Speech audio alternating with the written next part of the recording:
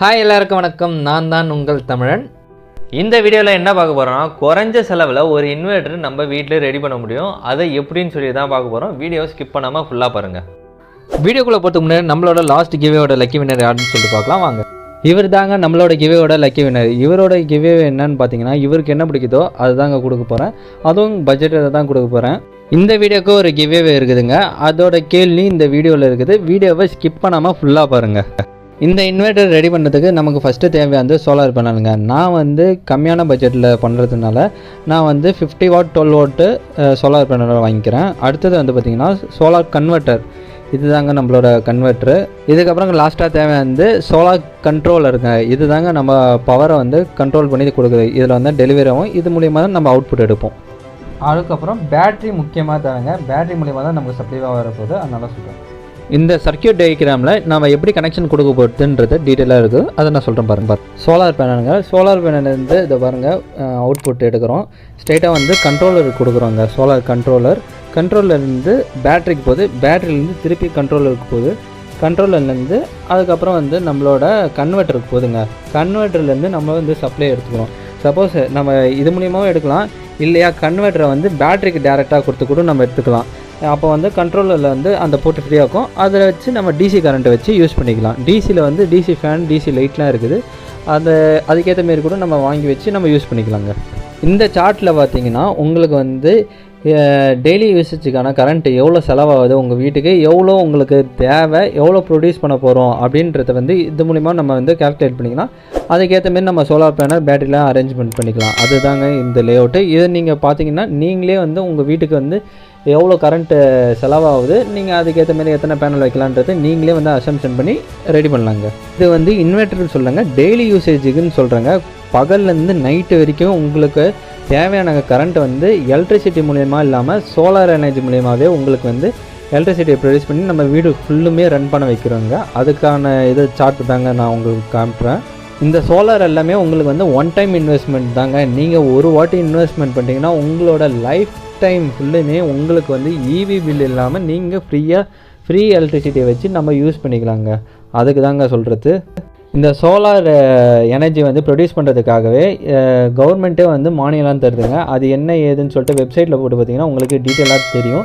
அதுக்கேற்றமாரி நீங்கள் பண்ண போகிறீங்கன்னா அவங்கக்கிட்ட நீங்கள் கேட்டு இது பண்ணி நீங்கள் ரெடி பண்ணிக்கலாம். இதுதாங்க நம்மளோட சோலார் பேனலு. இதோட கனெக்ஷன் எப்படி இருக்குதுன்னு சொல்லிட்டு காட்டுறேன் பாருங்கள். பின்னாடி பார்த்திங்கன்னா உங்களுக்கு நெகட்டிவ் பாசிட்டிவ்னு தந்துக்கிறாங்க. அந்த ஒயர் எது கொடுக்கணுமோ நம்ம ஜஸ்ட் கனெக்ஷன் கொடுத்துக்கலாம். இந்த பாருங்கள், இது ரெட்டு நான் ரெட் கலர் ஒயரை கொடுத்துக்கிறேன். அதே போல் பிளாக் ஸோ நான் பிளாக் கலர் ஒயரை கொடுத்துக்கிறேன் நெகட்டிவ்க்கு.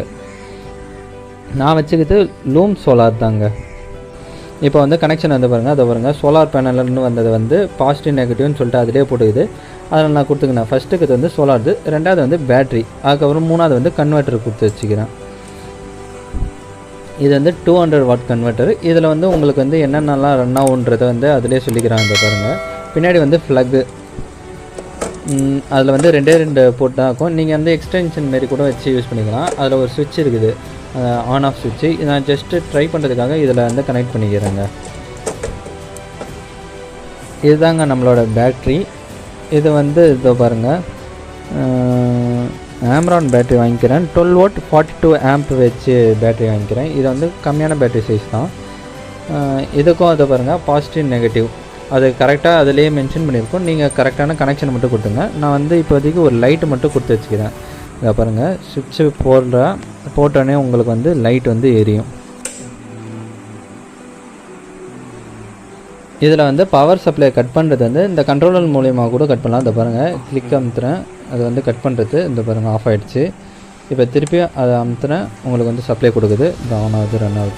இப்போ நான் இதில் யூஸ் பண்ணுறது பார்த்திங்கன்னா 22 வாட் பேட்டரி யூஸ் பண்ணுறேன். நான் உங்களுக்கு ஃபஸ்ட்டு ஒரு சார்ட் காமிச்சேன், அதை பார்த்தா உங்களுக்கு டீட்டெயிலாக புரியும். நான் இப்போ டிவி ஆன் ஆகுதான்னு சொல்லிட்டு ட்ரை பண்ணுறேன்.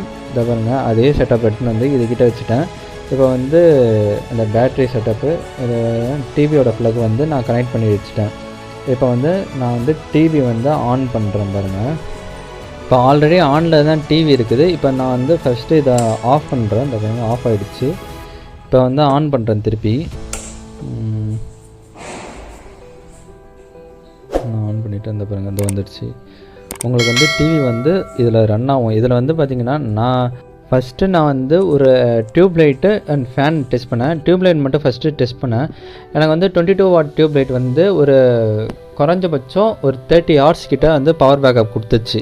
என்கிட்ட வந்து 12 வோல்ட் 24 வாட் ஃபேன் ஒன்று இருந்தது. அதோட பேக்கப்பும் சேர்த்து கொடுத்தேன். இப்போ வந்து நான் அது வந்து டிசி ஃபேன். ஸோ அதனால் எனக்கு காலிலேருந்து சாயங்காலம் வரைக்கும் வந்து சோலார்லேயே ஓடிடுச்சு. நான் ஃபஸ்ட்டு ட்ரை பண்ணது அது சோலார்லேயே ஓடிடுச்சு. அதுவும் ஸ்பீடு வந்து கான்ஸ்டன்ட் ஸ்பீடு உங்களுக்கு வந்து கொடுக்கும்.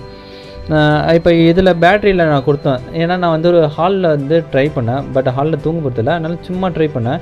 லைட் வந்து 22 வாட் லைட் வந்து நான் வந்து பேட்டரியிலேருந்து தான் எடுத்தது சார்ஜு. அது வந்து உங்களுக்கு வந்து 30 ஹவர்ஸ் 32 ஹவர்ஸ் கிட்ட வந்தது. இப்போ ஃபேனும் சேர்த்து கனெக்ட் பண்ணால் எனக்கு வந்து காலைல சோலாரில் ஓடிச்சுன்னா அதனால் ஒன்றும் பிரச்சனை இல்லை. மீதி இருக்கிற கொஞ்ச நேரம் தான் வந்து இதில் யூஸ் ஆகுது. அப்போ யூஸ் ஆகும்போது உங்களுக்கு ரெண்டுத்தில் ஏதாவது ஒன்று தான் தேவைப்படும். அப்போ உங்களுக்கு பவர் கன்சப்ஷன் வந்து பாதிக்கு பாதி. அதாவது உங்களுக்கு வந்து 30 ஹவர்ஸ்ன்றது வந்து இதில் பாதி அதில் பாதி நேரம் நீங்கள் யூஸ் பண்ணாலே உங்களுக்கு வந்துடும். இப்போ 24 ஹவர்ஸ் இந்த ஒரு இதுவும் வந்து ப்ராடக்ட்டும் உங்களுக்கு வந்து ஓட போகிறதில்ல. அதனால் உங்களுக்கு வந்து பவர் பேக்கப் ரொம்பவே தாராளமாக உங்களுக்கு கொடுக்குங்க. அதாங்க நான் சொல்ல பெஸ்ட்டு.